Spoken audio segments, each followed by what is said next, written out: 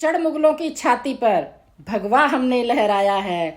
कब्र से उठकर देख ले बाबर, मंदिर वहीं बनाया है।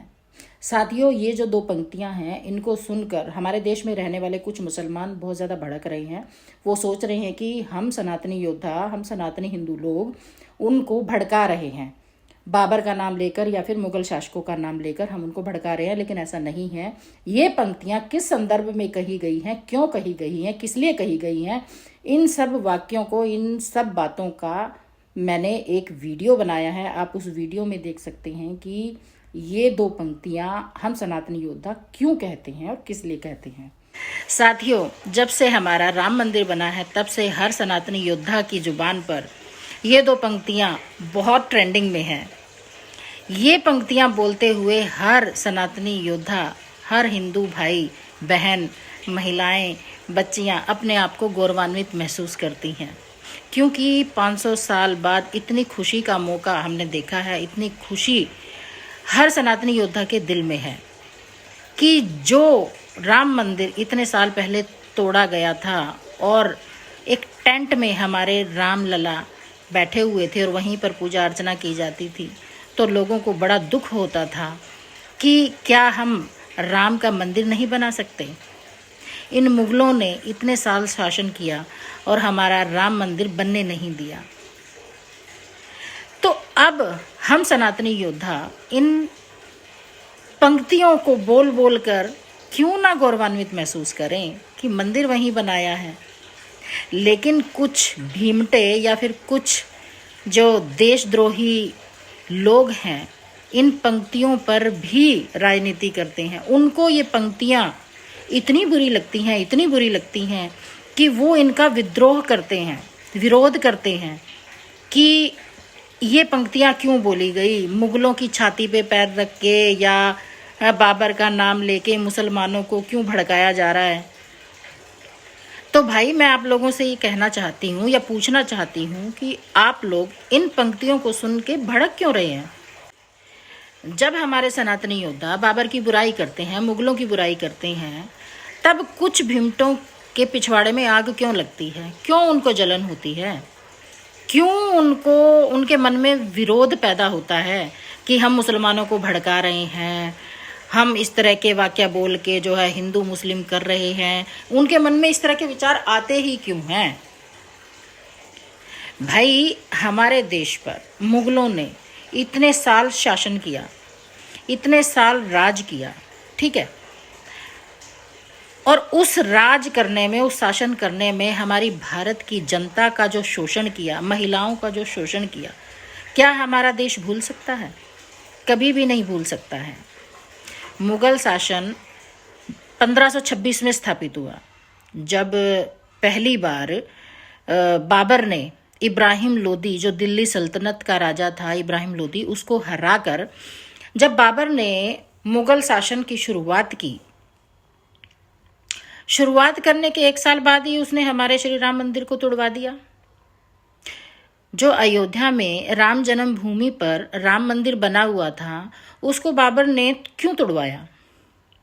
अपने सेनापति से बोलकर सन 1527 और 28 में उन्होंने राम जन्मभूमि पर बने इस मंदिर को, राम मंदिर को तोड़वा दिया। और तोड़वाया ही नहीं, उस पर मस्जिद बना दी और उस मस्जिद का नाम रखा बाबरी मस्जिद, क्योंकि ये बाबर ने बनवाई थी, इसलिए उसका बाबरी मस्जिद नाम रख दिया गया।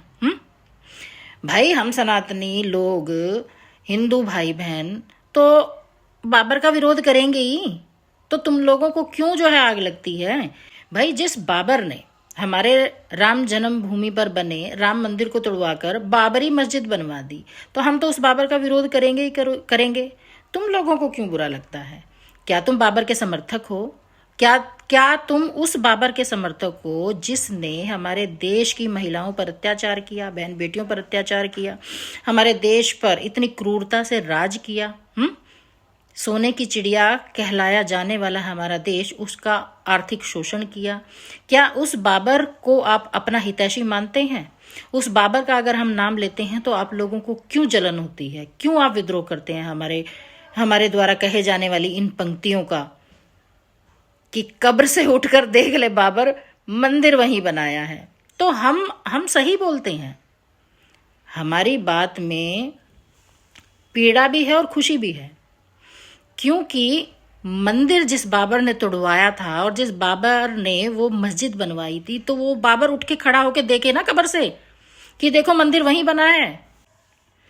मैं आप सभी भाई बहनों से कहना चाहती हूँ कि मैं कभी भी सीधे और सच्चे मुसलमानों का विरोध नहीं करती हूँ।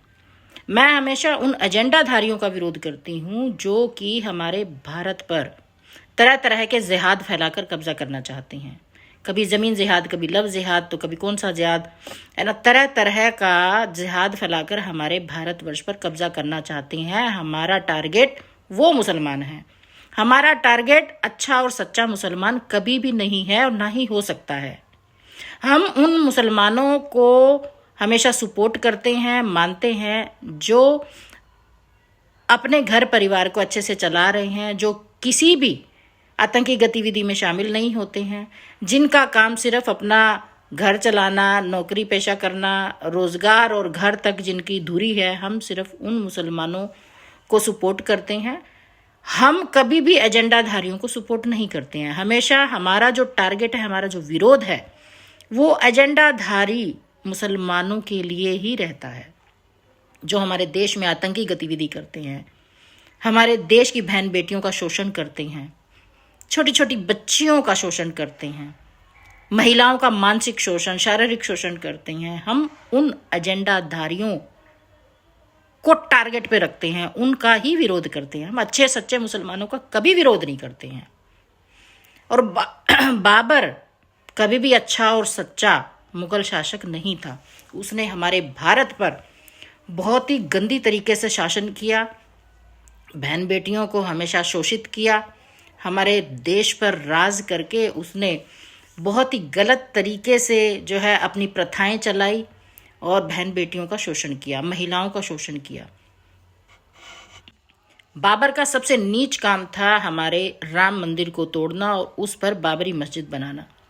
इसलिए हम बाबर का विरोध करते हैं।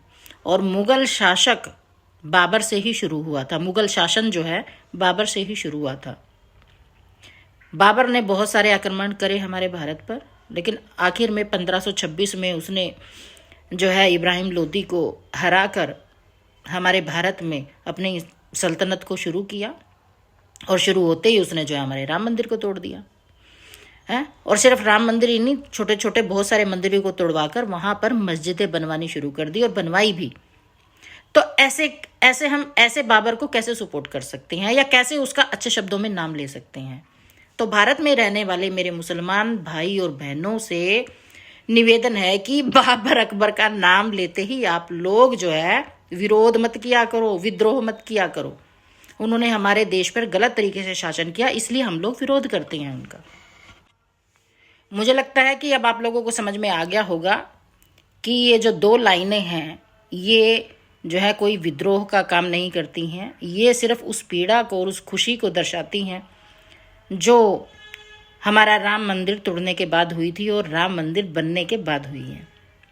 मैं एक बार फिर से उन 2 पंक्तियों को दोहरा देती हूँ कि चढ़ मुगलों की छाती पर भगवा हमने लहराया है, कब्र से उठकर देख ले बाबर, मंदिर वहीं बनाया है। तो इन पंक्तियों में हम सनातनी योद्धाओं को जो खुशी होती है उस खुशी का बखान नहीं किया जा सकता है। तो मेरे अच्छे और सच्चे मुसलमान भाइयों से निवेदन है, जैसे भारत हमारा देश है ऐसे ही भारत आप लोगों का भी देश है। सब लोग शांति से मिलजुल कर रहें और किसी भी तरह की जो है गलत फहमी ना पालें। भाई बाबर एक गलत शासक था, मुगल शासक था, हमें नहीं पसंद है तो हम करते हैं। हमारा राम मंदिर तोड़वाने वाला बाबर जो है कहाँ से अच्छा बन सकता है हमारे लिए, इसलिए हम तो विरोध करेंगे ही करेंगे उनका।